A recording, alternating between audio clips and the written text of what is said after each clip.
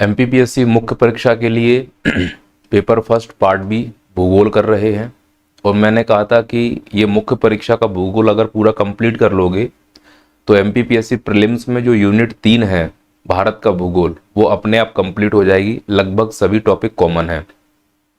हम लोग पढ़ रहे थे जलवायु घटनाएं और मैंने कहा कि जलवायु घटनाओं का मतलब सिर्फ भारत के भूगोल में भारत के मानसून को लेकर चलना है और भारत के मानसून को पढ़ने के लिए हमें यह पढ़ना होगा कि भारत के मानसून को प्रभावित करने वाले कारक कौन कौन से हैं। आईएमडी के अनुसार भारत के मानसून को प्रभावित करने वाले कारकों की संख्या 16 है, लेकिन एमपीपीएससी मुख्य परीक्षा में केवल 5 ऐसे कारक हैं जो सिलेबस में दिए गए हैं। इसीलिए पूरी तरह से हम 5 कारकों पर अपना फोकस कर रहे हैं। उसमें से पश्चिमी विक्षोभ वाला कारक हम लोग पिछली क्लास में कंप्लीट कर चुके हैं। अब बचे हुए जो 4 कारक हैं इनको हमने कुछ इस प्रकार से कंप्लीट किया कि इस दक्षिणी दोलन को अलग मान लिया, बाकी 1, 2 और ये तीसरा हिंद महासागर द्वीपद्वीप इसको अलग मान लिया। यानी अगर भारतीय मानसून को प्रभावित करने वाले कारकों की श्रेणी में जाएं तो पश्चिमी विक्षोभ किस प्रकार से भारत के मानसून को प्रभावित कर रहा था उसका हमने पूरा कॉन्सेप्ट समझ लिया और उसकी आंसर राइटिंग भी कर ली। पश्चिमी विक्षोभ के बाद ये जो 4 कारण बचे हुए थे, इन 4 कारणों को मैंने 2 भागों में डिवाइड कर दिया। ये चारों भारत के मानसून को प्रभावित तो करते हैं, पर कॉन्सेप्ट की दृष्टि से आप ऐसे समझिए कि जब मैं आपसे बोलूंगा भारतीय मानसून को प्रभावित करने वाले कारक इन चारों में से, तो वायुमंडल को प्रभावित करते हैं, उसमें प्रमुख है दक्षिणी दोलन। यानी जब मैं आपसे दक्षिणी दोलन शब्द यूज करूं तो आप समझ जाना कि दक्षिणी दोलन का प्रमुख रूप से संबंध हवाओं से है और हवाओं का मतलब है हाई प्रेशर लो प्रेशर। तो कहीं हाई प्रेशर बनेगा, कहीं लो प्रेशर बनेगा। तो जब वायुमंडल में हाई प्रेशर लो प्रेशर में बदलाव हो तब इस कॉन्सेप्ट को दक्षिण दोलन कहा जाएगा और यह कॉन्सेप्ट भारत के मानसून को सकारात्मक और नकारात्मक दोनों दृष्टि से प्रभावित कर सकता है। फिर मैंने आगे बताया था इस दक्षिण दोलन को वॉकर सेल भी कहा जा सकता है। Walker cell Gilbert Thomas Walker, short में इनका नाम है जीटी वॉकर, ने इस सिद्धांत का प्रतिपादन किया था। जीटी वॉकर इंग्लैंड के भौतिकविद थे, गणितज्ञ थे, भूगोलविद नहीं थे, लेकिन फिर भी उन्होंने भूगोल के लिए काम किया। इनका जन्म 1868 में और मृत्यु 1958 में हुई और इन्होंने यह देखा कि प्रशांत महासागर के आसपास और हिंद महासागर के आसपास कुछ समय के बाद वायुमंडल में लो प्रेशर और हाई प्रेशर बदलते रहते हैं और इन्हीं वायुमंडल के लो प्रेशर हाई प्रेशर के बदलने के कॉन्सेप्ट को उन्होंने नाम दिया दक्षिणी दोलन। अब इस दक्षिणी दोलन को बाद में वॉकर सर्कुलेशन कहा और वॉकर सर्कुलेशन किसने कहा? नॉर्वे के मौसम वैज्ञानिक थे जीवी वर्कनेस। इन्होंने 1969 में यह सिद्ध कर दिया कि जो दक्षिण दोलन माननीय जीटी वॉकर साहब बोलकर गए हैं, एक्चुअली अब उसे वॉकर सेल भी कहा जा सकता है। तो एमपीपीएससी मुख्य परीक्षा में अगर दक्षिणी दोलन के स्थान पर पूछा जाए कि वॉकर सर्कुलेशन या वॉकर कोशिका पर टिप्पणी करो, तो इसका कहने का अर्थ यह हुआ कि आपको दक्षिणी दोलन पर ही टिप्पणी करना है। तो दक्षिणी दोलन भारत के मानसून को प्रभावित करेगा, इसका मतलब है यह लो प्रेशर और हाई प्रेशर से संबंधित कॉन्सेप्ट है। फिर इसी प्रकार से 3 कॉन्सेप्ट और हैं जो भारतीय मानसून को प्रभावित कर सकते हैं, अल-नीनो, ला-नीना और हिंद महासागर द्वीपद्वीप, इंडियन ओशियन डाइपोल। ये तीनों कॉन्सेप्ट भारतीय मानसून को प्रभावित कैसे करते हैं? जल राशियों को प्रभावित करके। और यह भारतीय मानसून को प्रभावित कैसे करता है? वायु राशि को प्रभावित करके। जल राशि को प्रभावित कैसे करना है? जो अल-नीनो है ना, यह कौन सी जल राशि को प्रभावित करेगा? विषुवत रेखा के समीप पूर्वी प्रशांत महासागर को। और जो ला-नीना है यह विषुवत रेखा के समीप पूर्वी प्रशांत महासागर को। दोनों ही विषुवत रेखा के समीप पूर्वी प्रशांत महासागर को प्रभावित करते हैं। फर्क यह है कि अल-नीनो का मतलब है विषुवत रेखा के समीप पूर्वी प्रशांत महासागर का गर्म हो जाना और ला-नीना का मतलब है विषुवत रेखा के समीप पूर्वी प्रशांत महासागर का ठंडा हो जाना। मैंने ये बताया था कि जब जब अल नीनो आता है भारत का मानसून बिगड़ जाएगा, जब जब ला नीना आएगा भारत का मानसून अच्छा आएगा। ठीक इसी प्रकार से हिंद महासागर द्विध्रुव, यह भी एक ऐसा कारक है जो भारतीय मानसून को प्रभावित करता है, जल राशियों को प्रभावित करके। हिंद महासागर द्विध्रुव के दो हिस्से होते हैं। अगर पश्चिमी हिंद महासागर गर्म हो जाए तो समझ जाना कि भारत का मानसून अच्छा आएगा, और पश्चिमी हिंद महासागर ठंडा हो जाए तो समझ जाना भारत का मानसून खराब आएगा। और इसी को पूरा समझाते हुए फिर मैंने कुछ अंतर भी बताए थे। मैंने बताया था कि दक्षिण दोलन और अल नीनो दक्षिण दोलन में अंतर होता है, और वो अंतर क्या होता है वो कल की क्लास में हमने बहुत डिटेल में समझा था। फिर हम आगे की क्लास में गए तो हमने कुछ प्रश्न कराए थे कि सत्य कथन पहचानो, क्योंकि एमपीपीएससी इसी प्रकार के प्रश्नों से हमसे पूछेगा, और मैंने कुछ आपसे सत्य कथन पहचानने के लिए काम भी दिया, जिससे कि आप बेसिक रूप से ये समझ पाओ कि दक्षिण दोलन, अल नीनो, ला नीनो ये अलग अलग कॉन्सेप्ट हैं, लेकिन तीनों को एक साथ पढ़ा जाएगा तो वो एक साथ कनेक्ट होते हुए तुम्हें दिखाई देंगे। और मैं ये उम्मीद कर रहा हूँ कि जो मैंने कल की क्लास में भूमिका बनाई है वो भूमिका अब आप जोड़ पा रहे होंगे। अब मैं इस क्लास को आगे ले जा सकता हूँ। अगर यहाँ तक बात क्लियर समझ में आ गई है तो ऐसे बोलो सर, कोई दिक्कत वाली बात नहीं है। हमें अल नीनो, ला नीना, दक्षिणी दोलन, इन सब में बेसिक डिफरेंस बहुत अच्छे से कल की क्लास में समझ में आ गया था। अब हमें पूरी तरह से क्रिया विधि पर ध्यान देना है। क्लियर है यहां तक सब लोगों को? ठीक है, अब आगे समझो। पूरी कहानी किस प्रकार से चलनी है वो इस वाले डायग्राम में आप समझ पाएंगे। जरा ध्यान से देखो। अगर आपने मेरी क्लास को बहुत अच्छे से कंप्लीट किया होगा तो अभी तक आप ये समझ चुके होंगे कि यहां से ये विषुवत रेखा है,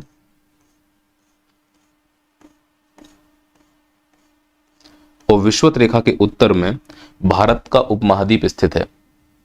मैंने आपको क्लास में सिखाया था, अगर आप याद कर पा रहे हो, कि इस भारत के उत्तर महाद्वीप में यहां पर एक पर्वत है, नवीन बलित पर्वत श्रेणी, जिसको हम हिमालय कहते हैं। और इस हिमालय के ऊपर वाले भाग में जब जाते हैं तो यहाँ पर एक पठार मिलता है। इस पठार को हम तिब्बत का पठार कहते हैं, और ये बात सभी बच्चों को याद आ रही होगी।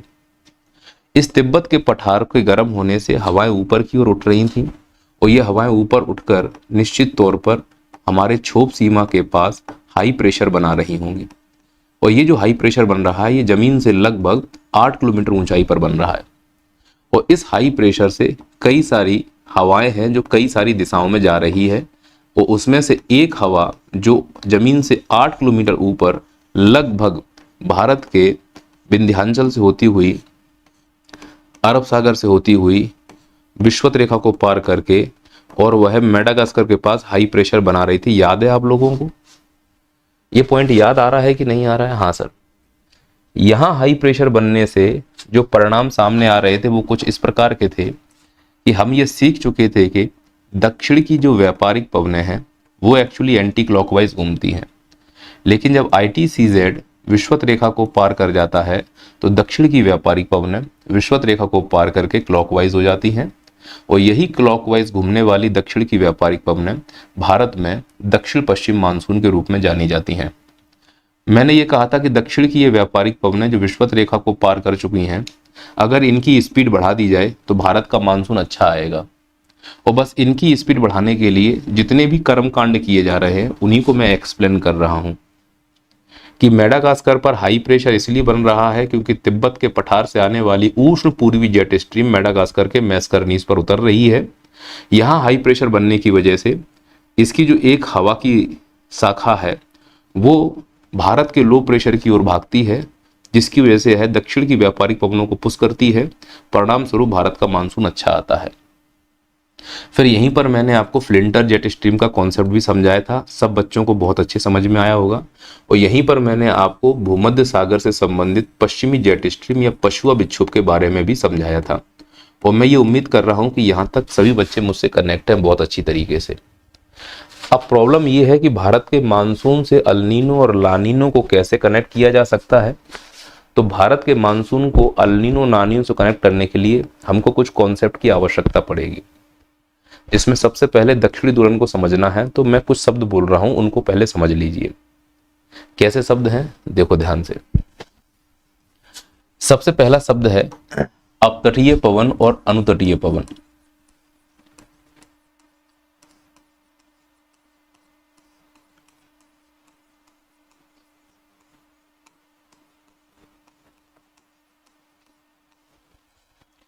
आप तो यूं समझिए कि मान लो मैंने यहां पर इस प्रकार से एक महाद्वीप की संरचना बना दी और इस महाद्वीप के दोनों तरफ, इस महाद्वीप के दोनों तरफ मैंने जल राशियां बना दी हैं।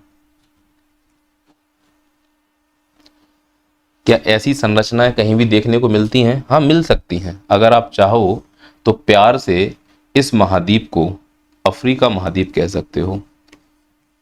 सर कैसे, आप समझाइए इस चीज को। देखो ध्यान से, इस मैप को देखोगे, अफ्रीका के इधर एक जल राशि है, अफ्रीका के इधर एक जल राशि है। और आसान करने के लिए मैं इस जल राशि को बोल देता हूं हिंद महासागर। ये सिर्फ समझाने के लिए कर रहा हूं। और इधर वाली जल राशि को बोल सकता हूं अटलांटिक महासागर। अब इधर की तरफ आकर देखो जरा, इस मैप को ध्यान से देखोगे तो आपको यहां पर समझ में आएगा। ये है अफ्रीका महाद्वीप। इस अफ्रीका महाद्वीप के अगर हम पूरब की तरफ जाते हैं तो हमको यहां मिलता है हिंद महासागर, और पश्चिम की तरफ जाते हैं तो हमको मिलता है अटलांटिक महासागर। वही मैप मैंने यहाँ पे बनाया है कि एक जमीन है, इसके इधर भी पानी है और इसके इधर भी पानी है। अब कॉन्सेप्ट कुछ इस प्रकार से है, मान लो यह जो जमीन है, यह जमीन प्राप्त हो रही है 0 डिग्री से लेकर ऊपर 30 डिग्री तक। मैं ये कह रहा हूं यह जो जमीन प्राप्त हो रही है, ये प्राप्त हो रही है 0 डिग्री से लेकर ऊपर 30 डिग्री तक।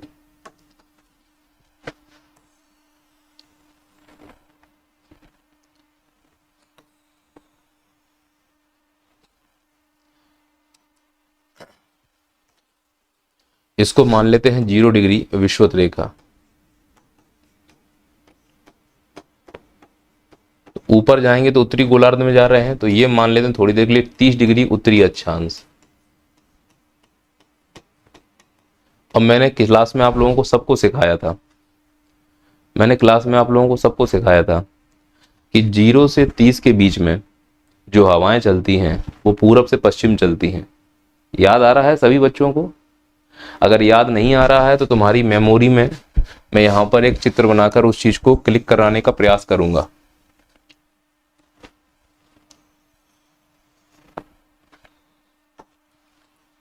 देखो ध्यान से, ये है 0 डिग्री, ऊपर गए ये है 30 डिग्री, किस गोलार्ध में? उत्तरी गोलार्ध में। ये है 30 डिग्री, किस गोलार्ध में? दक्षिणी गोलार्ध में। ये है 60 डिग्री, किस गोलार्ध में? उत्तरी गोलार्ध में। ये है 60 डिग्री, किस गोलार्ध में? दक्षिणी गोलार्ध में। अब मेरा कहने का अर्थ ये है बेटा कि जो हवाएं हैं ये 30 डिग्री से 0 की ओर चलती हैं, या ये वाले 30 से 0 की ओर चलती हैं। चूंकि ये पूरब से पश्चिम चल रही हैं, इसीलिए इन हवाओं को पूर्वी पवनें या व्यापारिक पवनें कहा जाता है। तो मैं ये कह सकता हूं कि इन हवाओं को व्यापारिक या ट्रेड विंड्स या पूर्वा पवनें कहते हैं।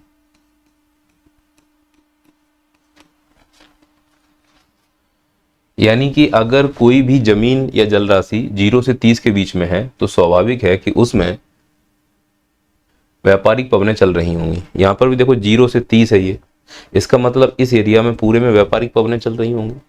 समझ पा रहे हो? तो व्यापारिक पवनें चलेंगी पूरब से पश्चिम, और इसका जो पूर्वी हिस्सा है वो यहां से शुरू हो रहा है, ये आ रहा है, ये आ रहा है,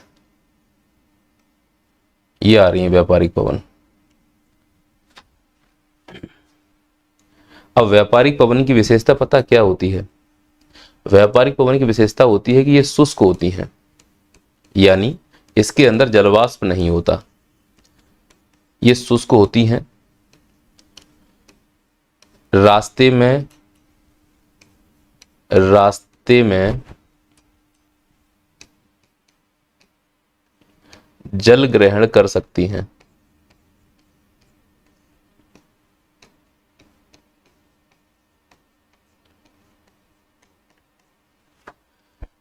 मतलब ये जो व्यापारिक पवन मैंने चलाई है उत्तरी गोलार्ध में, क्या अभी इसके अंदर कोई जलवाष्प है?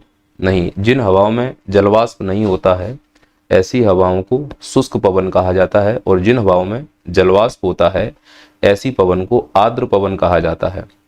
तो वर्षा कराने के लिए आर्द्र पवन की आवश्यकता होती है। शुष्क पवन कभी वर्षा नहीं कराएगी। चूंकि अभी स्टार्टिंग में है, शुष्क है, लेकिन इसकी क्षमता है कि रास्ते में कोई जलराशि मिले तो वह उस जलराशि से घर्षण करती है, और जैसे ही वो उस जलराशि से घर्षण करेगी, घर्षण ही कार्य है, कार्य ही ऊष्मा है, ऊष्मा ही ऊर्जा है, ऊर्जा कणों में कंपन कराएगा, और कण में कंपन होगा तो उस पदार्थ का तापमान बढ़ेगा। तो जिस सतह से यह हवा घर्षण कर रही है उस सतह के जल का ऊपर वाला जो हिस्सा है वो गर्म हो जाएगा, और पानी की ऊपरी परत हमेशा पतली और कमजोर होती है, और जैसे ही वो हवा उसको ऊर्जा देगी तो पानी की ऊपरी परत गर्म हो जाती है, और पानी के मॉलिक्यूल टूटकर वाष्प का रूप ले लेते हैं, और वह वाष्प इस हवा के अंदर बैठ जाती है। तो यह हवा जब इसके साथ घर्षण कर रही है तो इसमें दो काम हो रहे होंगे, जरा ध्यान से देखना, ये बड़ा काम का कॉन्सेप्ट है। पहला काम तो ये हो रहा होगा कि ये हवा इस जलराशि के ऊपर घर्षण कर रही है, जिसकी वजह से इस हवा के अंदर इसका पानी भाप के रूप में बैठना शुरू कर दिया होगा। मैं यहाँ डॉट डॉट बना रहा हूं। तो जब भी कोई हवा किसी जलराशि के ऊपर से होकर गुजरेगी तो तुम समझ जाना कि उसके अंदर पानी भरना शुरू हो गया है। यानी पहले यह शुष्क थी, अब यह धीरे धीरे आर्द्र वायु बनती जा रही है। सहमत हो इस बात से? यानी कि इस वाली वायु में पानी बरसाने की क्षमता नहीं थी, लेकिन जैसे ही वो जलराशि के संपर्क में आई पानी बरसाने की क्षमता आ गई। तो जब कोई हवा पानी के ऊपर घर्षण करेगी, जीवन में दो कॉन्सेप्ट याद रखो। पहला कॉन्सेप्ट, वो हवा जलवाष्प ग्रहण करके आर्द्र वायु बन जाएगी जिसके अंदर पानी को बरसाने की क्षमता होती है। नो डाउट अब यह पानी बरसाने की क्षमता रखती है। लेकिन दूसरा काम ये क्या कर रही है? तुमने कभी गांव में तालाबों में देखा होगा कि जब तेजी से हवा चलती है तो तालाबों में अजीब सी एक तरंग बन जाती है, ठीक वैसी जैसी पत्थर फेंकने पर बनती है। तो क्या ये पॉसिबल है? यह हवा इस समुद्र के पानी को ढकेल कर इस महाद्वीप के इस वाले हिस्से में लाने का प्रयास कर रही हो? तो यह हवा दो काम कर रही है। जिसने ये इमेजिन कर लिया वो राजा हो गया। पहला काम, घर्षण करके आर्द्रता ग्रहण कर रही है, साथ ही साथ पानी को ढकेल कर अपने साथ ला रही है। अब जरा ध्यान से देखो, पानी का हमेशा ऊपर वाला परत जो है ना वो ठंडा होता है, सॉरी गर्म होता है। तो वो क्या करेगा कि इसको ढकेल कर यहां पर वो इकट्ठा करेगी। तो देखते ही देखते तुम ये फील कर पाओगे कि इस हवा की वजह से यहां पर जल राशि की मोटाई बढ़ रही है। कारण बताओ? क्योंकि यह हवा इस पानी को धक्का मारते हुए महाद्वीप की तरफ ला रही है, और यह इस प्रकार से इसको धक्का मारते हुए यहां तक लाएगी और यहां पर लाकर इसको इकट्ठा कर देगी। तो यह हवा जो व्यापारिक पवन है वो जब समुद्र से आती है तो अपने साथ आर्द्रता साथ ही साथ पानी को खींच कर लाती है, और वह पानी को खींच कर लाएगी और महाद्वीप के किनारों पर इकट्ठा कर देगी। और जो महासागर होते हैं उनके ऊपर वाली परत गर्म होती है। यानी जितनी भी इस महासागर की ऊपर की परत गर्म थी वो गर्म पानी पूरा कहाँ इकट्ठा हो गया? महाद्वीप के इस वाले हिस्से में, जिसे मैं महाद्वीप का पूर्वी हिस्सा कह रहा हूं। यह है महाद्वीप का पश्चिमी हिस्सा। अब महाद्वीप के पूर्वी हिस्से में गर्म पानी इकट्ठा हो गया। कॉन्सेप्ट लगा के बताओ, जिस एरिया में गर्म पानी होगा वहां अगर कोई हवा टकराएगी तो वो हवा गर्म हो जाएगी, और गर्म हवा हल्की होती है, और हल्की हवा ऊपर उठती है, और ऊपर उठकर वह हवा किसका निर्माण करती है? बादलों का निर्माण करती है, जिसकी वजह से जहां पर गर्म पानी इकट्ठा हुआ है वहां पर वर्षा होना शुरू हो जाती है। अगर मैं आपसे पूछूं कि इस क्षेत्र में वर्षा क्यों हो रही है तो तुम बोलोगे बादल बना। यहां बादल क्यों बना तो तुम बोलोगे नीचे से हवाएं ऊपर गईं। नीचे से हवाएं ऊपर क्यों गईं? क्योंकि हवाएं गर्म हो गईं। तो यहां हवाएं गर्म होने का कारण क्या था? क्योंकि यहां गर्म जल इकट्ठा हुआ। यहां गर्म जल इकट्ठा कैसे हुआ? क्योंकि हवाएं पानी के ऊपर परत जो गर्म हो चुकी है उस पतली परत को, पूरी गर्म को यहां पर लाकर इकट्ठा कर रही है, जिसकी वजह से इस क्षेत्र में पानी बरस रहा है। तो जब कोई व्यापारिक पवन जल राशि की ऊपर गर्म परत को किसी महाद्वीप के किनारे इकट्ठा कर दे, इसी प्रोसेस को अनुतटीय पवन कहा जाएगा। तो ऐसी पवनें जो किसी महाद्वीप के गर्म जल को, किसी महाद्वीप के पास गर्म जल को इकट्ठा कर दें, उन पवनों को क्या कहा जाता है? अनुतटीय पवनें। तो मैं तुमसे जब बोलूंगा कि कहीं कहीं अनुतटीय पवनों का प्रभाव दिख रहा है, तो तुम समझ जाना जहां जहां अनुतटीय पवनें होंगी वहां महाद्वीप के पास गर्म जल इकट्ठा होगा, और जहां महाद्वीप के पास गर्म जल इकट्ठा होगा निश्चित रूप से वहां पर बादल बनेगा और वर्षा होगी। और अगर यही कॉन्सेप्ट मैं तुमको अफ्रीका कॉन्टिनेंट पर अप्लाई करके बताऊं तो तुम मेरी बातों को बड़े अच्छे से समझ पाओगे। अच्छा, इसको थोड़ा और सरल कर देते हैं। देखो, अभी जो मैं आपको अनुतटीय और अपतटीय पवन का उदाहरण समझा रहा था वो अफ्रीका महाद्वीप को लेकर बता रहा था कि अफ्रीका के पूरब में जाओगे तो हिंद महासागर और अफ्रीका के पश्चिम में जाओगे तो अटलांटिक महासागर। थोड़ा और सरल करते हैं, हम उसी महाद्वीप को उदाहरण के रूप में ले लेते हैं जिसका हमें यूज करना है। तो क्यों ना इस अफ्रीका के स्थान पर हम मान लेते हैं दक्षिण अमेरिका महाद्वीप। अब दक्षिण अमेरिका महाद्वीप के अगर इस साइड जाएंगे यानी कि पूर्वी हिस्से को देखेंगे तो अटलांटिक महासागर दिखेगा, और पश्चिम तट की ओर जाएंगे तो प्रशांत महासागर दिखेगा। सेम कॉन्सेप्ट यहाँ पर भी अप्लाई हो रहा है। कोई कंफ्यूजन है किसी को? नहीं, वही तरीका है कि व्यापारिक पवन जिस प्रकार से हिंद महासागर में चल रही थी उसी प्रकार से अटलांटिक महासागर में चलेंगी। क्यों, कहानी तो बहुत क्लियर है, क्योंकि ये जो मैंने लाइन खींची हुई है यह लाइन है 0 डिग्री, और इसके ऊपर जो लाइन मैंने खींची हुई है यह लाइन है 30 डिग्री। तो हवाएं तो व्यापारिक ये भी चल रही हैं। समझ में आ रही है बात? कोई डाउट तो नहीं है इसमें? चाहे दक्षिण अमेरिका ले लूं या अफ्रीका ले लूं, कॉन्सेप्ट तो लगभग बराबर ही है। तो मैंने इस बार दक्षिण अमेरिका के रूप में आपके उदाहरण को सामने रखा है। अब इसको अप्लाई करके देखते हैं, व्यावहारिक रूप से देखने की कोशिश करते हैं।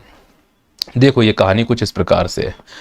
ये है तुम्हारा महाद्वीप जिसको हम कह रहे हैं दक्षिण अमेरिका महाद्वीप, है ना। और दक्षिण अमेरिका महाद्वीप का ही प्रमुख रूप से हमको काम है, क्योंकि अल्नीनो और लानीनो प्रमुख रूप से जो घटना होगी वो यहीं के आसपास होने वाली है। दक्षिण अमेरिका महाद्वीप में यहां से विषुवत रेखा गुजर रही है, इसका मतलब इस वाले हिस्से से चल रही होंगी व्यापारिक पवनें। तो व्यापारिक पवनें चलाओ पूरब से पश्चिम की ओर, तो व्यापारिक पवनें इस प्रकार से पूरब से पश्चिम की ओर चलना शुरू हुई। अब मुझे बताओ, जब तक व्यापारिक पवनें जल के संपर्क में नहीं आएंगी तब तक मैं ये कहूंगा कि यह शुष्क व्यापारिक पवनें हैं, यानी अभी ये वर्षा कराने की क्षमता नहीं रखती हैं। पर चूंकि ये महासागर जिसे हम बोलते हैं अटलांटिक महासागर, जैसे ही व्यापारिक पवनें अटलांटिक महासागर से घर्षण करेंगी स्वाभाविक है कि उनके अंदर आर्द्रता आ जाएगी। तो यही शुष्क व्यापारिक पवनें अटलांटिक महासागर से घर्षण करते हुए अब वो आगे की ओर चलना प्रारंभ करती हैं, और देखो कुछ इस प्रकार से चल रही हैं। घर्षण करते करते वो बताओ कहां पर पहुंची होंगी? तो दक्षिण अमेरिका के पूर्वी तट पर। दक्षिण अमेरिका के पूर्वी तट पर अगर पहुंचेंगी तो स्वाभाविक है कि यहां पर जल की मात्रा में वृद्धि कर देंगी, और अगर यहां जल की मात्रा में वृद्धि होगी तो कई सारी घटनाएं हमें देखने को मिलेंगी, और वो जो घटनाएं हैं वो मैं यहां पर लिख रहा हूं, समझना। सबसे पहले गर्म जल एकत्र होगा अफ्रीका के पूर्वी तट पर। दूसरा, जहां गर्म जल एकत्र होगा वहां डाउन वेलिंग होगा। जहां गर्म जल एकत्र होगा वहां पर बादल होंगे, वर्षा भी होगी। समझ पा रहे हैं मेरी बातों को? अब एक बात बताओ, जब ये पूर्वी पवनें अटलांटिक महासागर के ऊपर तट के गर्म जल को दक्षिण अमेरिका के पूर्वी तट से टकराएंगी तो स्वाभाविक है कि इसका कुछ पानी वापस चला जाए। तो जो वापस जा रहा है इसको बोलते हैं काउंटर करंट। क्या बोलते हैं? Counter current. और ये पॉसिबल है कि कुछ पानी इस प्रकार से दक्षिण अमेरिका के समानांतर होते हुए नीचे की ओर भाग जाए। तो ये जो नीचे की ओर भाग रहा है इसको बोलते हैं ब्राजील की गर्म जलधारा। क्या कहते हैं? ब्राजील की गर्म जलधारा। क्योंकि यहां पर पानी की मात्रा ज्यादा है इसीलिए यह पानी दक्षिण की ओर भागने लगा और चूंकि यह पानी गर्म है इसीलिए ब्राजील की जलधारा गर्म होती है। तो इस पूरे एरिया में स्वाभाविक है कि वर्षा होने के चांसेस ज़्यादा हो जाएंगे, और इस पूरी एरिया में जहाँ ठंडक होगी वहाँ इस जलधारा की वजह से गर्मी हो जाएगी। अब बताओ कि जहाँ पर ये पवनें आ रही हैं इनको तुमने क्या बोला? तो जवाब है अनुतटीय पवनें। तो अनुतटीय पवनें दक्षिण अमेरिका के पूर्वी तट पर आकर टकरा रही हैं व्यापारिक पवनों के रूप में। ये यहाँ घर्षण कर रही हैं, पानी को इकट्ठा कर रही हैं, गर्म जल एकत्रित हो गया, डाउन वेलिंग हो रहा है, वर्षा हो रही है, बादल हो रहा है, साथ ही साथ ब्राजील की गर्म जलधारा भी बन रही है यहाँ पर। Doubt clear? और कुछ पानी टकरा के वापस जा रहा है जिसे हम काउंटर करंट कहते हैं। काउंटर करंट का मतलब जो वापस जा रहा हो। अब मैंने आपको ये बताया है शुरुआत की क्लासों में कि मान लो ये बोतल है और इसमें मैं छेद कर दूं। अब इस छेद कर दिया है तो ये हवाएं जिसके अंदर जलवाष्प है, पानी है, बादल यहां से वर्षा कराते हुए ऐसे ऐसे जाएगा तो उसकी पानी की मात्रा में कमी आती जाएगी। यानी जब कोई बादल पूरब से पश्चिम की ओर जाता है तो उसकी पानी की मात्रा में कमी आती जाती है। तो जब ये बादल यहाँ पर बने, वर्षा हुई, बना लो भैया, पहले बादल बने, बहुत ज्यादा वर्षा हुई, खूब घनघोर वर्षा हुई। कहां पर? दक्षिण अमेरिका के पूर्वी तट पर। और जैसे जैसे ये व्यापारिक पवनें दक्षिण अमेरिका के महाद्वीप से प्रवेश करके दक्षिण अमेरिका महाद्वीप के पश्चिम की ओर जाने लगी, वैसे वैसे वर्षा की मात्रा में कमी होने लगी। तो बादल भी इनके साथ ऐसा नहीं कि छूट गए हों, लेकिन वर्षा की मात्रा में कमी होने लगी और यहां तक आते आते लगभग पानी कम हो गया। तो इसकी वजह से क्या हुआ कि यहाँ पर जो बादल हैं उन्होंने दक्षिण अमेरिका के पश्चिमी भाग पर कम वर्षा कराई, और कम वर्षा कराई तो यहाँ पे मरुस्थल का निर्माण होने के प्रभाव ज़्यादा हो गए। तो यहाँ मरुस्थलों का निर्माण क्यों हो रहा है? क्योंकि पूरब से पश्चिम जो व्यापारिक पवनें आ रही हैं इनकी आर्द्रता में कमी होती जा रही है, पहला कारण। दूसरा, यही व्यापारिक पवनें जब यहाँ से जाती हैं तो जल को कहीं दूसरी जगह इकट्ठा करने का प्रयास करती हैं और इस एरिया में जल की सतह को हटा देती हैं। जैसा कि मैंने क्लास में समझाया था अफ्रीका वाले एग्जाम्पल में कि यहाँ पर जो ये प्रोसेस हो रहा है ये है अपतटीय पवनों का। जहाँ पर अपतटीय पवन होगा वहाँ पर सागर का ऊपर परत का जो गर्म जल है वो वहाँ से विस्थापित हो जाता है। अगर यहाँ से विस्थापित हो रहा है तो स्वाभाविक है कि कहीं ना कहीं तो इकट्ठा हो रहा होगा। तो यह जाकर ऑस्ट्रेलिया के पूर्वी तट पर इकट्ठा हो रहा है। कहाँ इकट्ठा हो रहा है? ऑस्ट्रेलिया के पूर्वी तट पर। अब मुझे बताओ ऑस्ट्रेलिया के पूर्वी तट पर ये हवाएं कैसी दिख रही हैं? तो ऑस्ट्रेलिया के लिए ये हवाएं क्या होंगी? अनुतटीय कि अपतटीय? तो ऑस्ट्रेलिया के लिए ये हवाएं हो गई अनुतटीय। और जहां पर अनुतटीय हवाएं होती हैं स्वाभाविक है कि उस क्षेत्र में लो प्रेशर बनेगा। लो प्रेशर बनेगा तो इसका मतलब बादल भी बनेगा। अगर बादल बनेगा तो इसका मतलब वर्षा भी होगी। और लो प्रेशर है तो इसका मतलब जल गर्म भी होगा। और जल अगर गर्म है तो यहाँ का मतलब पानी इकट्ठा हो चुका है। तो ऑस्ट्रेलिया के पूर्वी तरफ पानी अगर इकट्ठा हुआ तो पानी कहाँ की ओर भागेगा? नीचे की ओर भागेगा। पानी जो नीचे की ओर भाग रहा है इस प्रोसेस को डाउन वेलिंग कहा जाता है। डाउन वेलिंग का मतलब है पानी सागर के तली की तरफ जाए। अब पानी तली में टकरा गया, अब इधर तो जाने से रहा तो पानी इधर की ओर वापस जाएगा। सागर की तली में पानी अब वापस दक्षिण अमेरिका की तरफ जा रहा है। ये सागर का तल है, ध्यान रखना। और सागर के तल में सूरज नहीं पहुंचता है इसलिए तल का पानी ठंडा होता है, सागर की सतह का पानी गर्म होता है। इसीलिए हवा इस गर्म सतह के पानी को यहाँ इकट्ठा कर चुकी है। अब देखो यहाँ पर पानी की कमी है तो नीचे से जो हवाएं हैं या पानी की धारा है वो ऊपर की ओर आ रही है। तो जो धारा ऊपर की ओर जाती है ठंडी धारा, इसी को हम्बोल्ट की धारा कहते हैं। तो हम्बोल्ट क्या है? एक ठंडी जलधारा है। इसी हम्बोल्ट ठंडी जलधारा को पेरू की ठंडी जलधारा भी कहते हैं। तो यह ठंडी जलधारा आती है और आकर यहाँ पर ठंडा जल ला देती है। ठंडा जल लाने से यहाँ पर हवाएं ठंडी हो जाती हैं जिसकी वजह से पेरू के तट पर हाई प्रेशर बनता है। वह प्रोसेस जिसमें ठंडा जल ऊपर जाता है इसको अपवेलिंग कहा जाता है। क्या कहते हैं हम इसको? अपवेलिंग। तो डाउन वेलिंग कहाँ होता है? जहां पर पानी इकट्ठा होकर नीचे जा रहा हो। यानी कि जिस क्षेत्र में अनुतटीय पवन होगा वहां डाउन वेलिंग होगा, पहला। बादल बनेंगे, दूसरा। वर्षा होगी, तीसरा। गर्म जल इकट्ठा होगा, चौथा। और वर्षा और बादल अगर बन रहे हैं तो इसका मतलब यह क्षेत्र वर्षा और कृषि के लिए बड़ा महत्वपूर्ण है।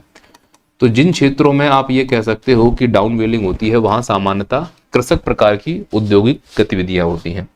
तो सर जहां पर अपवेलिंग होती है वहां कैसी गतिविधियां होंगी, सुनो ध्यान से। इस अपवेलिंग का कॉन्सेप्ट कुछ ऐसा है कि सागर के तलों में ढेर सारे न्यूट्रिटियन पाए जाते हैं, न्यूट्रिशन, और जब ये ठंडी जलधारा सागर की तलिश टकराकर ऊपर की ओर भागती है तो अपने सार यह न्यूट्रिशन को ऊपर ले जाती है, और इन्हीं न्यूट्रिशन को प्लंक्टन कहते हैं। प्लंक्टन इस ठंडी ऊपर उठती हुई धारा के साथ सतह पर आते हैं, और जब मैं बोलूंगा प्लंक्टन तो इसका कहने का अर्थ हुआ मछलियों का भोजन। किसका भोजन? मछलियों का भोजन। तो जहां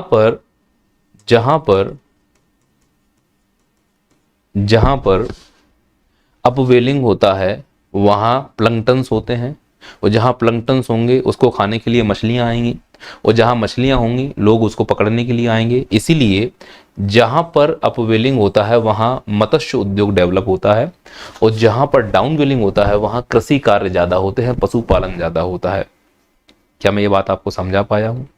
यह सब प्रोसेस हो रहा है क्योंकि व्यापारिक पवनें तेज चल रही हैं, और व्यापारिक पवनें तेज चलती हैं किसके कारण? तो व्यापारिक पवनें तेज चलती हैं सौर कलंक के कारण, जो मैंने आपको क्लास के स्टार्टिंग में समझाया था।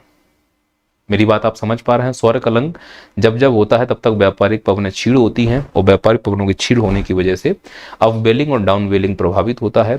तो सोच कर देखो कि ये व्यापारिक पवनें कमजोर हो गई, तो यहां से जो पानी ढकेल कर जा रहा है इधर, यह पानी वापस लौटना शुरू करेगा।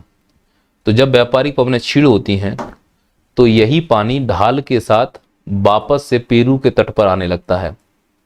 तो लौटती हुई इस धारा को काउंटर करंट कहते हैं, और चूंकि इसका नेचर गर्म है इसीलिए इसी काउंटर करंट को अल नीनो कहा जाता है। तो अल नीनो क्या है? एक प्रकार की काउंटर करंट है। तो अब देखो यहां पर, अगर ये जो प्रशांत महासागर है इसका पूर्वी हिस्सा ठंडा है तो यह लानीना है, और अगर इसका पूर्वी हिस्सा गर्म हो जाए तो यह अल नीनो है। और यह गर्म कब होगा? जब यह काउंटर करंट उत्पन्न हो जाए। काउंटर करंट उत्पन्न कब होगी? जब यह व्यापारिक पवनें कमजोर हो जाए। यहां तक मैं उम्मीद करता हूं कि आप मेरी बातों को बड़ी ही अच्छे से समझ पाए होंगे। तो मैंने आपको यहाँ पर शब्द सिखाया है, एक अनुतटीय होता है, एक अपतटीय होता है, एक डाउनवेलिंग होता है, एक अपवेलिंग होता है। तो बस ध्यान रखना है, अल नीनो का मतलब है जल का गर्म होना, और अगर जल गर्म है तो लो प्रेशर होगा। क्या अभी यहाँ लो प्रेशर है? नहीं, तो यह ला नीना है। अगर यहाँ लो प्रेशर हो जाए तो यह अल नीनो है, खत्म बात। यहाँ लो प्रेशर होने के लिए क्या करना पड़ेगा? इस पानी को गर्म करना पड़ेगा। पानी गर्म करने के लिए अपवेलिंग कम करनी होगी। अपवेलिंग कम करने के लिए अपतटीय पवनें कमजोर करनी होंगी। अपतटीय पवनें कमजोर तो यहाँ का पानी लुढ़क कर वापस इधर आएगा, जो कि गर्म नेचर का है, जिसे हम काउंटर करंट कह रहे हैं। तो यही पानी जो गर्म है वो धीरे धीरे कई सालों में यहाँ इकट्ठा हो जाता है। इसीलिए अल नीनो को आने में 3 से 5 साल का समय लगता है। ऐसा नहीं है कि हवा बंद हो गई और पानी एक ही दिन में वापस आ गया, नहीं, यह बहुत लंबा विशाल जल राशि है, आने में समय लगता है। इसलिए अल नीनो हर साल नहीं होता है। अल नीनो 3 से 5 साल के बीच में उत्पन्न होता है, और जब जब अल नीनो उत्पन्न होगा तब तब भारत के मानसून को प्रभावित करेगा। और केवल भारत के मानसून को ही प्रभावित नहीं करता है, पेरू के तट को भी प्रभावित करता है, ऑस्ट्रेलिया के पूर्वी हिस्से को, इंडोनेशिया को, बांग्लादेश को, चीन को, इनको भी प्रभावित करता है।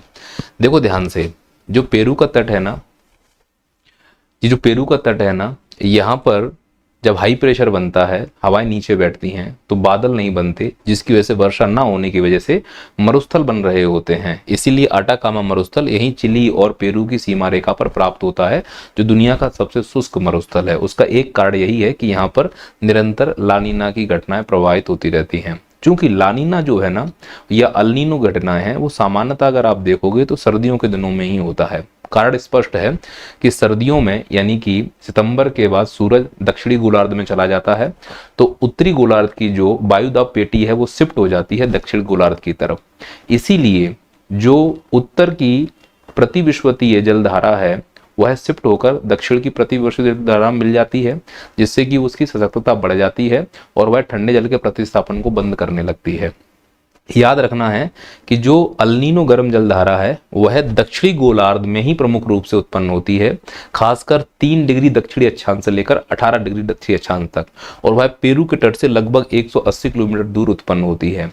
पर वो करती क्या है, वह इस हम्बोल्ट की ठंडी जलधारा को प्रतिस्थापित कर देती है। तो अगर आपसे कोई पूछे कि जो अल्नीनो गर्म जलधारा है वह पेरू के तट के लंबवत बहती है या समानांतर बहती है, तो याद रखना वह उत्तर से दक्षिण या दक्षिण से उत्तर की ओर प्रवाहित होती है। हम्बोल्ट की जलधारा दक्षिण से उत्तर जाती है और अल्नीनो उत्तर से दक्षिण जाएगा, यानी कि वह इस दक्षिण अमेरिका के तटीय क्षेत्र के समानांतर बहने वाली एक गर्म जलधारा है जो हम्बोल्ट का प्रतिस्थापन कर देगी, क्योंकि अल्नीनो का मतलब होता है गर्म कर देना। तो अल्नीनो के जो इम्पैक्ट यहाँ पर पड़ रहे हैं उसका इम्पैक्ट दूसरा वहां पर भी दिखेगा।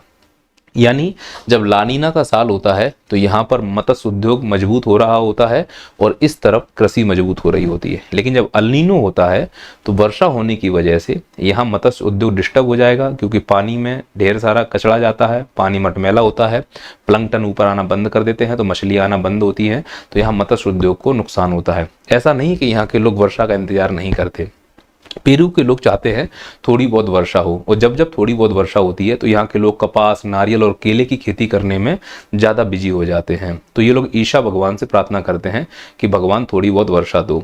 लेकिन जब भगवान वर्षा देते हैं तो वो अल्नीनो के रूप में आ जाती है। तो अल्नीनो लगातार वर्षा करता रहता है, जनवरी फरवरी तक भी वर्षा होती रहती है। तो वहाँ के लोग फिर भगवान से प्रार्थना करते हैं कि भगवान वर्षा दो, पर लेकिन विनाशकारी वर्षा ना दो। तब जो अल्नीनो है, जिसका मतलब होता है यीशु का लड़का, उसके काउंटर में बुलाया जाता है लानीना, यीशु की लड़की यानी कि बड़ी बहन या बड़ी लड़की। तो वो काउंटर करता है जिससे कि वर्षा कम हो और वहाँ के लोगों को नुकसान ज़्यादा ना हो। तो ऐसा नहीं कि यहाँ के लोग वर्षा नहीं चाहते हैं, होती है वर्षा होती है तो वहाँ के लोग केला, कपास, विभिन्न प्रकार की खेती करने में भी रुझान दिखाने लगते हैं, और जो मरुस्थलीय क्षेत्र हैं वहाँ हरियाली आने लगती है। इससे जैव विविधता, विविधता उत्पन्न होने का डर रहता है। खैर, फिलहाल हमें ये समझने की जरूरत है कि अगर अल्नीनो आता है तो उससे ना केवल भारत, ऑस्ट्रेलिया, बांग्लादेश, इंडोनेशिया इनको नुकसान होता है, बल्कि दक्षिण अमेरिका के तटीय राज्यों को भी नुकसान होता है। सीधी सी बात है कि अगर कोई छत पर अचार सुखा के रख दे और पानी बरस जाए तो नुकसान होगा कि नहीं होगा। वो अचार इसलिए रख कर आया था, उसे मालूम है कि यहाँ पानी बरसने वाला नहीं है। ठीक इसी प्रकार से ये लोग ज़्यादा वर्षा की उम्मीद नहीं करते और ये सूखा का इंतजार नहीं करते।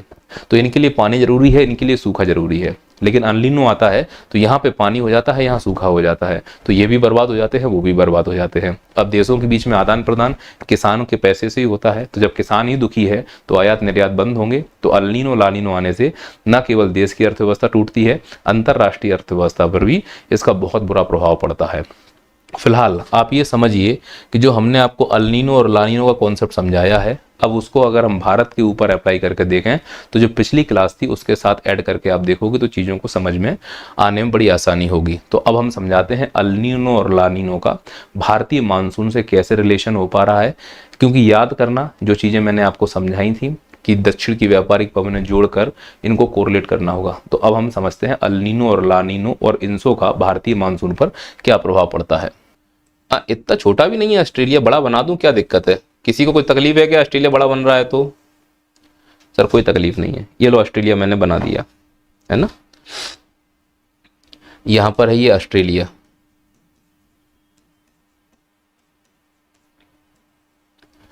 अब इस कहानी को पूरा देखना बेटा ध्यान से, लास्ट बार है, अब मैं इसको दोबारा से समझाने वाला नहीं हूं, खत्म करने वाला हूं इस चीज को। ये है दक्षिण अमेरिका,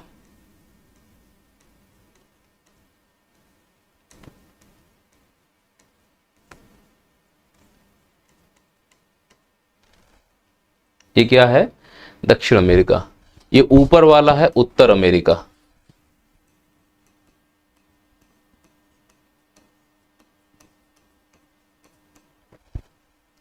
समझ में आ रहा है?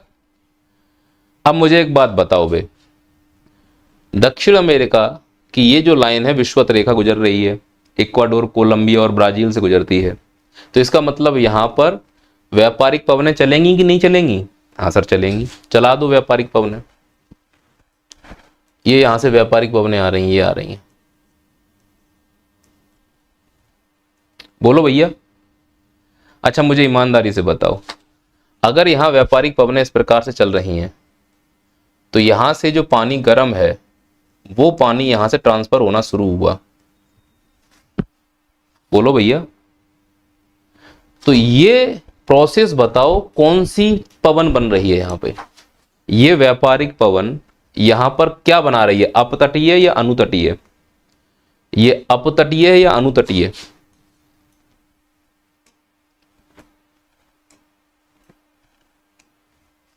यहां बोलो। ये व्यापारिक पवन इस दक्षिण अमेरिका महाद्वीप को छोड़कर जा रही है, और ये वाला जो हिस्सा है इसको बोलते हैं पेरू का तट।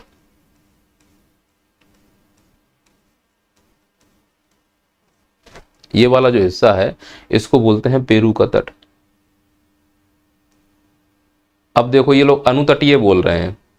ये बताओ, पेरू के तट से छोड़कर जा रही है ना, जब पेरू के तट से छोड़कर जाएगी तो क्या छोड़ने का मतलब क्या है? अपतटीय।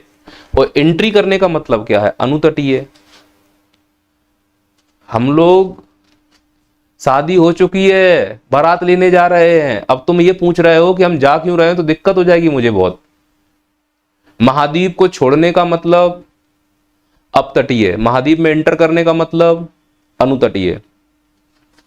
तो ये दक्षिण अमेरिका का आधा हिस्सा इधर होगा ना, मैप बोर्ड के इधर। चलो, तो जैसे यहां पर अपतटीय पवन बना, सच सच बताना, क्या इस एरिया में यहां पर हाई प्रेशर क्रिएट होना चाहिए या नहीं? हाई प्रेशर क्रिएट होना चाहिए या नहीं? होना चाहिए ना। तो पेरू के तट पर अपतटीय पवनों की वजह से हाई प्रेशर क्रिएट होता है। हो रहा है सब बच्चे? बोलते जाओ कि हाँ होता जा रहा है। थोड़ा सा और मैं इसको और क्लियर कर दूं।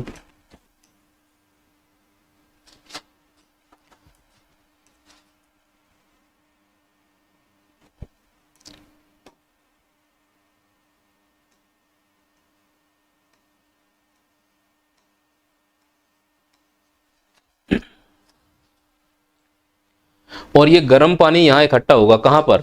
ऑस्ट्रेलिया के पूर्वी तटों पर, इंडोनेशिया के पूर्वी तटों पर। और अब बताओ यहां पर कैसा प्रेशर बनना चाहिए? तो यहां बनेगा लो प्रेशर। क्यों बताओ? क्योंकि यहां गर्म पानी इकट्ठा हो गया।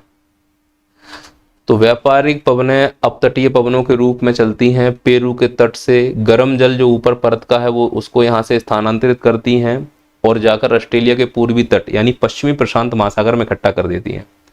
अब यहां पर क्या प्रोसेस हो रहा है? अनुतटीय या अपतटीय? एंट्री कर रही हैं अनुतटीय। और जहां पर अनुतटीय होगा वहां क्या क्या प्रोसेस होगा जरा देख लो आप ध्यान से। वहां प्रोसेस ये होगा कि नीचे से जो लो प्रेशर बना है, हवाएं ऊपर की ओर उठेंगी और क्षोभ सीमा तक उठने के बाद ऊपर जाकर वो हाई प्रेशर बनाएंगी। बोलो हाँ या ना? बिल्कुल सर, हाई प्रेशर बना रही हैं। तो हाई प्रेशर बना रही हैं तो ऊपर उठा दो इनको, ये लो। तो यहां पर कैसा प्रेशर बन गया? क्षोभ सीमा के पास हाई प्रेशर। कहने का अर्थ क्या हुआ कि ऑस्ट्रेलिया के जमीन पर है लो प्रेशर और ऑस्ट्रेलिया के आसमान में है हाई प्रेशर। अब हवाएं चलती हैं हाई प्रेशर से लो प्रेशर की ओर और वायु राशि चलती है लो प्रेशर से हाई प्रेशर की ओर। अब यहां से जो ऊपर गई है, अब इसके पास दो ही रास्ते हैं, एक अमेरिका की तरफ मुड़ जाए और एक हिंद महासागर की तरफ मुड़ जाए। तो इस हाई प्रेशर से दो जगह मूवमेंट होगा। पहला जो मूवमेंट होगा वो होगा एक हिंद महासागर की तरफ, जमीन से लगभग 8 किलोमीटर ऊपर है, और एक मूवमेंट होगा वो इधर की तरफ होगा जिसे हम बोलते हैं उत्तर अमेरिका, दक्षिण अमेरिका। और फिर यहां पर जाकर क्या बनेगा? Low pressure. क्यों बनेगा यहां पर लो प्रेशर? क्योंकि हवाएं कहां उतर रही हैं? नीचे की ओर। तो इस प्रकार से एक कोशिका का जन्म होता है जो दक्षिण अमेरिका और ऑस्ट्रेलिया के बीच बनती है। इसी कोशिका की खोज की थी वॉकर ने, इसीलिए इस सेल का नाम पड़ गया वॉकर कोशिका या वॉकर सेल। अब इस कहानी में देखो ध्यान से, वॉकर सेल बनाने के लिए क्या किया तुमने? पेरू के तट पर हाई प्रेशर और ऑस्ट्रेलिया के तट पर लो प्रेशर। अच्छा, यहां अगर हाई प्रेशर है, ईमानदारी से बताना, वॉकर सेल बीच में लिख दूं? थोड़ा काम आएगा, एक काम और इसमें करना है ना। वॉकर सेल, सेल लिख दूं हिंदी में? कोशिका की जगह सेल ऐसे ही लिखा जाता है ना।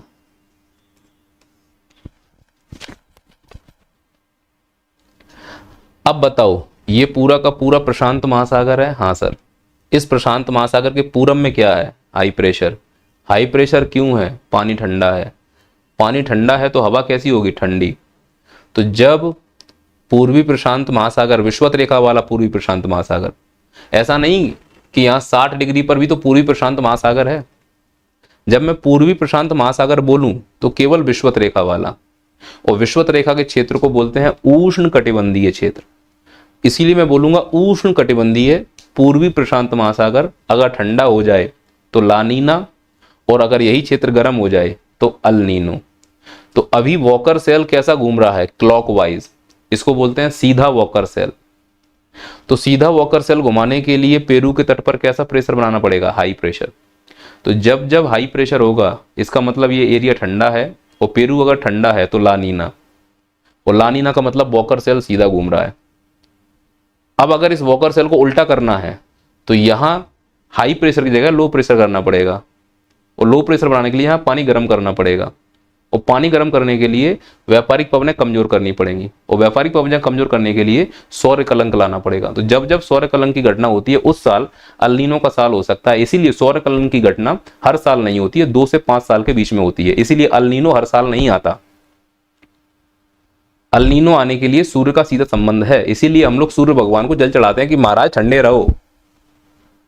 सूर्य का अपना एक प्रभाव है। सनातन संस्कृति में बहुत सी चीजें ऐसी बताई गई जो प्रकृति को समझने के लिए जरूरी हैं। पर मैं तो आपसे यह कह रहा था कि जो दूसरी शाखा है वो दूसरी शाखा यहां से इस प्रकार से जा रही है, और यह जमीन से 8 किलोमीटर ऊंची है, और जाकर वो कहां उतर रही है मुझे बताओ? वह जाकर उतर रही है मेडागास्कर के पास। तो मेडागास्कर के हाई प्रेशर को क्या कर दिया? इंक्रीज। तो यह हवा और तेज चलेगी, और जिससे यह व्यापारिक पवन और तेज हो जाएगी, जिससे ITCGD में और तेज घुसेगी, तो जिससे भारत का मानसून और अच्छा आएगा। क्योंकि हमने तो यही सीखा है कि भारत के मानसून को अच्छा लाने के लिए इस दक्षिण की व्यापारिक पवनों को तेज कर दें तो भारत का मानसून अच्छा आ जाएगा। और इसको तेज करने में कौन कौन भूमिका निभा रहा है? ये सोमाली जेट स्ट्रीम भूमिका निभा रही है, ये उष्ण कटिबंधीय पूर्वी जेट स्ट्रीम भूमिका निभा रही है, ये मैस्करनीज का हाई प्रेशर भूमिका निभा रहा है। हाई प्रेशर जितना तेज होगा हवाएं ये और इतनी तेज चलेंगी, ये जितनी तेज चलेंगी ये उसको उतना तेज कर देंगी। तो इनको तेज चलाने के लिए यहाँ लानीना का बनना जरूरी था। लानीना बना तो ऑस्ट्रेलिया की जमीन पर लो प्रेशर और ऑस्ट्रेलिया के आसमान में हाई प्रेशर। इस हाई प्रेशर से हवाएं 2 हिस्सों में बट गई, एक अमेरिका की तरफ गई और एक मेडागास्कर की तरफ आई। तो यही हवाएं मेडागास्कर पर उतरती हैं और यहाँ हाई प्रेशर और बढ़ा देती हैं, जिससे भारत का मानसून अच्छा आता है। इसीलिए लानीना के आने से भारतीय मानसून अच्छा आएगा। क्या मैं ये आपको बात समझा पाया हूं? अगर यहां तक बात क्लियर समझ में आ गई है तो अब आप ये समझो कि मानसून को प्रभावित करने वाले कारक लगभग आप तक आ चुके हैं। और जो मैं ये चित्र बना रहा हूं यह कोई ऑथेंटिक चित्र नहीं है, यह 2D में कल्पना को जीवित करने वाला चित्र है। हवाएं ऐसे नहीं चलती कि एक लाइन खींच दी और हवा चल गई। समझ पा रहे हो मेरी बातों को? समझ पा रहे हैं आप लोग मेरी बातों को कि मैं समझ रहा हूं इस चीज को?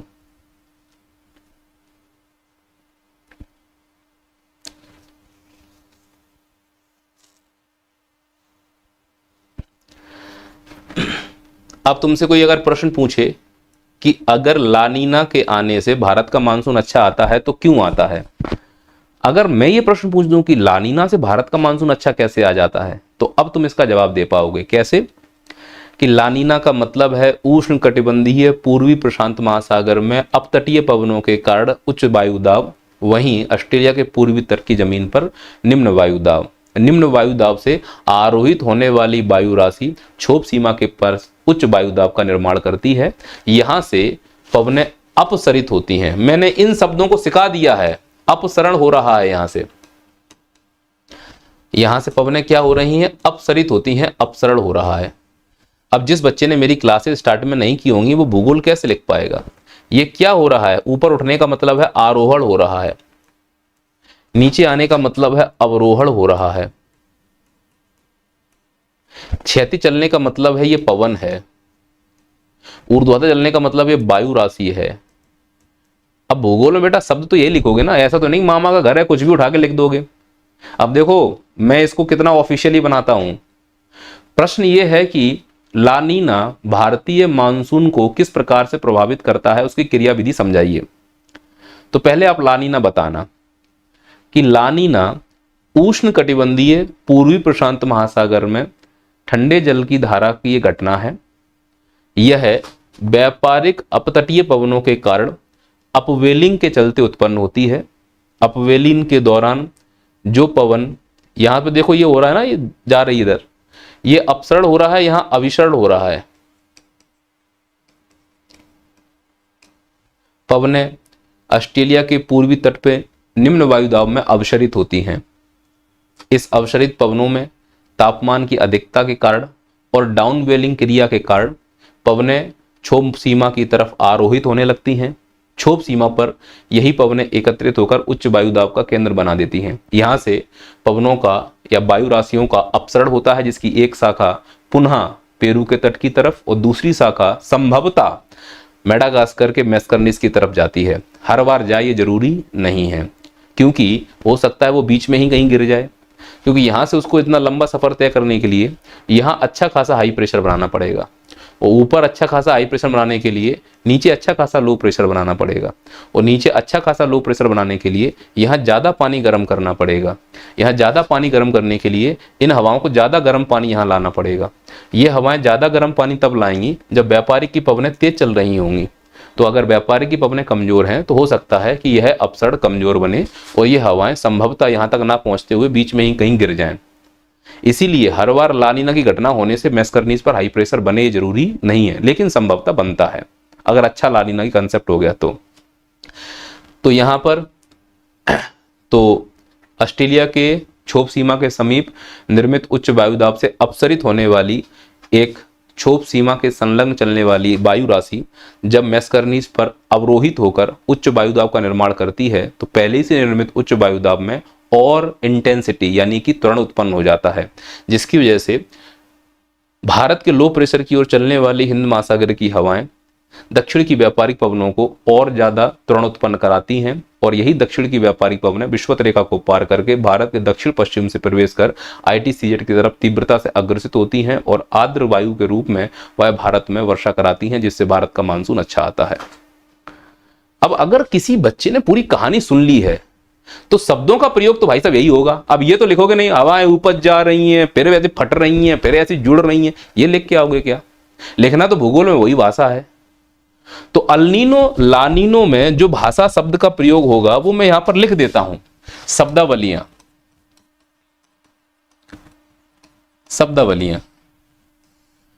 है ना। अपवेलिंग, डाउनवेलिंग,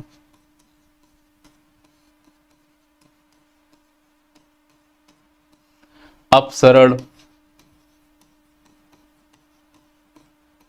अभिसरण,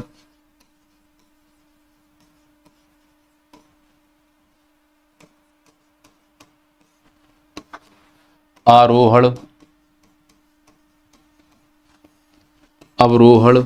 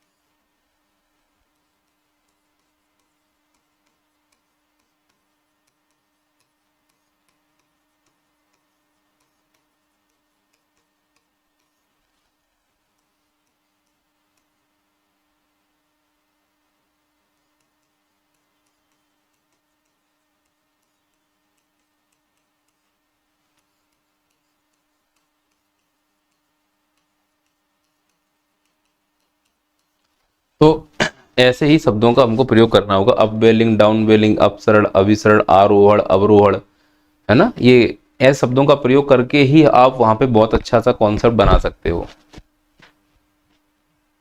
है ना।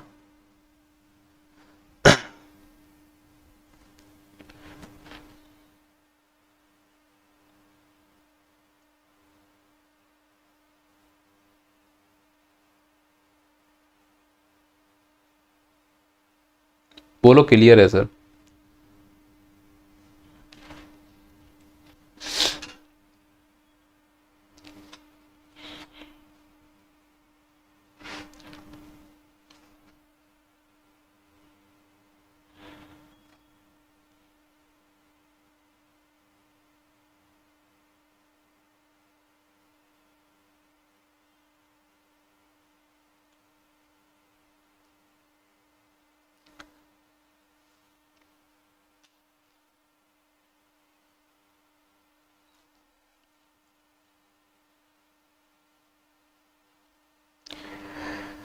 प्रश्न लिखो।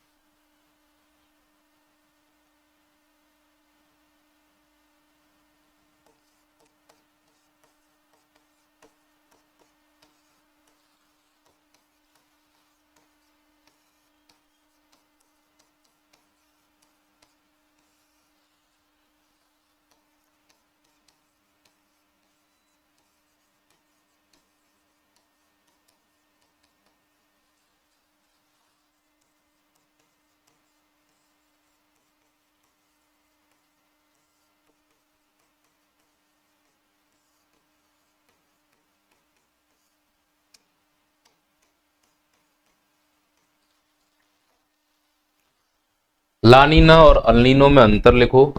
इंसो क्या है, भारतीय मानसून को कैसे प्रभावित करता है।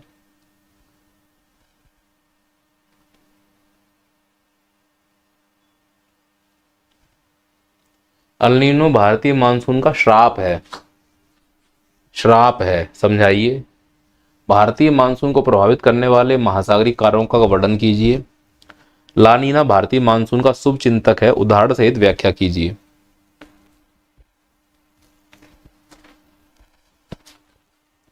है ना,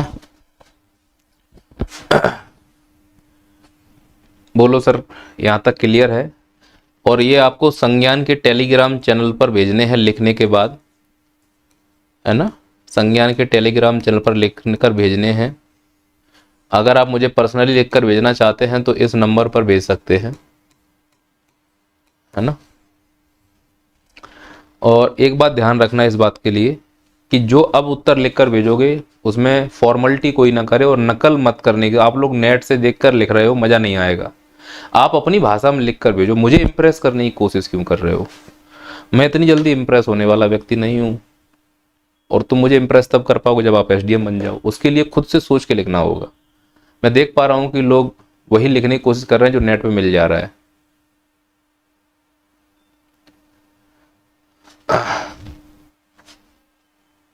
तो 100 वर्ड में नहीं हो पाएगा ममता,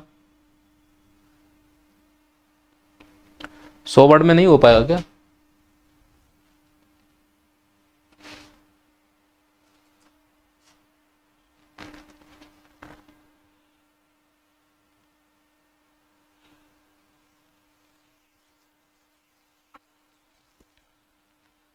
चलो कल इसकी आंसर राइटिंग कराऊंगा अल नीनो और ला नीनो की।